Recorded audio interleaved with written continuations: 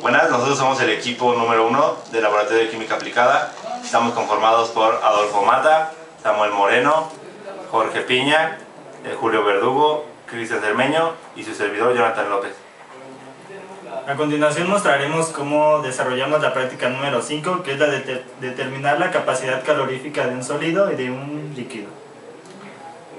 Para realizar esta práctica ocupamos el calorímetro que construimos en la práctica anterior y bueno, el procedimiento en general fue calentar una sustancia, en el caso de los sólidos un codo de cobre y en el caso de los líquidos glicerina, mezclarlo con agua a temperatura ambiente y ver las calorías ganadas y perdidas por ambas sustancias.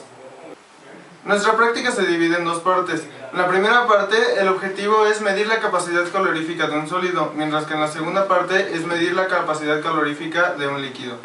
Los materiales utilizados en general en esta práctica fueron 2 termómetros, pinzas de tubo de ensayo, probeta de 100 mililitros, un vaso de precipitado de 600 mililitros, la parrilla de calentamiento, tela de asbesto y agua corriente.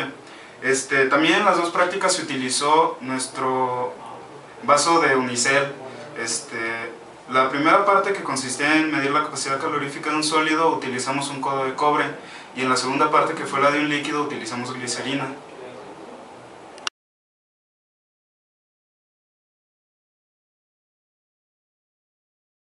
Aquí podemos ver las tablas de captura de datos de la práctica.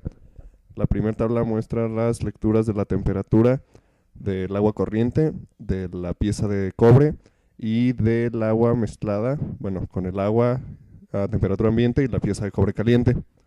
En la segunda tabla podemos ver las lecturas de la temperatura de la glicerina, la temperatura del agua corriente y la temperatura de la mezcla de la glicerina y el agua corriente. En ambas tablas podemos ver las masas de los materiales con los que se trabajó. Aquí podemos ver las fórmulas utilizadas para la obtención de las calorías perdidas, calorías ganadas, la diferencia de calorías y la capacidad calorífica en el caso del experimento con la pieza de cobre. Tenemos el calor específico del agua y el calor específico del cobre que investigamos previamente. Para calcular las calorías perdidas por la pieza de cobre usamos la fórmula remarcada en rojo. En este caso la masa del cobre son 20.3 gramos, la temperatura del agua con el codo de cobre adentro es de 23 grados centígrados y la temperatura del cobre son 91 grados centígrados. Todo esto multiplicado por el calor específico del cobre, que es de 0.092 calorías sobre grado centígrado. Los ejemplos mostrados son de la primera lectura en todos los experimentos. Para calcular las calorías ganadas por el agua a temperatura ambiente usamos esta fórmula remarcada en rojo. Usamos la masa del agua, que eran 100 gramos, la temperatura del agua con el codo de cobre de 23 grados centígrados, restándole la temperatura del agua corriente, que eran 21 grados centígrados, y todo multiplicado por el calor específico del agua, que es 1 caloría sobre grado centígrado. El incremento de calorías o la diferencia de calorías es una simple resta entre las calorías perdidas y las calorías ganadas. Queremos saber la diferencia entre estas y por eso se toma un valor absoluto. Usamos el valor absoluto de las calorías perdidas y le restamos las calorías ganadas. Y bueno, el valor absoluto de esta resta es la diferencia de calorías. Calculamos la capacidad calorífica del cobre con la siguiente fórmula: el incremento de las calorías sobre la resta de la temperatura del agua con el codo de cobre y la temperatura del agua. En este caso el incremento de calorías fue de 73.0032 calorías y la temperatura del agua con el codo de cobre 23 grados centígrados, la temperatura del agua 21 grados centígrados, y esto nos da como resultado 36.5016 calorías sobre grado centígrado. En el caso del experimento con la glicerina caliente, utilizamos fórmulas muy parecidas a las del experimento anterior con el cobre. Todos los datos utilizados son de la primera lectura. Aquí podemos ver las calorías perdidas, las calorías ganadas,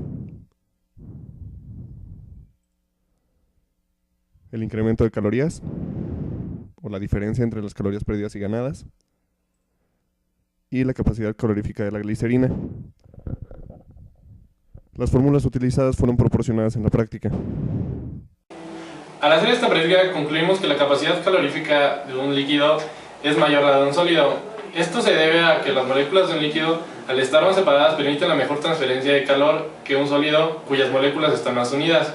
También podemos observar que en un sistema de transferencia de calor existen variaciones en los resultados que pueden deberse a fallas en las mediciones o en el material fabricado y utilizado.